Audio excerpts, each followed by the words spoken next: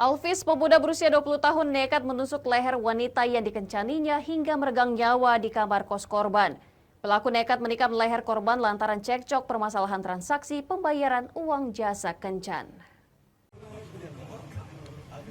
Satreskrim Polsek Lawang Kidul, Polres Muara Enim menangkap Alvis Juni Agung Pratama, pemuda 20 tahun yang membunuh korban bernama Yesi, wanita berusia 31 tahun di kamar kos korban di kawasan Jalan Simpang Waras, lingkungan Mandala, Kelurahan Tanjung Enim.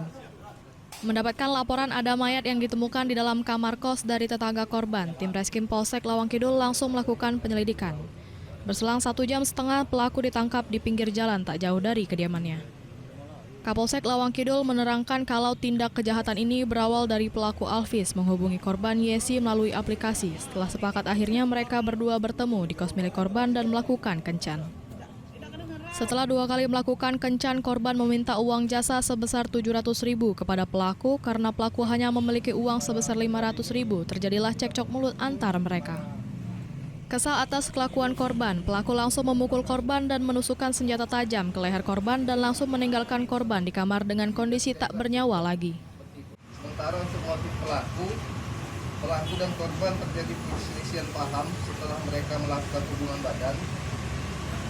Akan tetapi pelaku tidak bisa memenuhi permintaan korban berupa uang yang telah disepakati.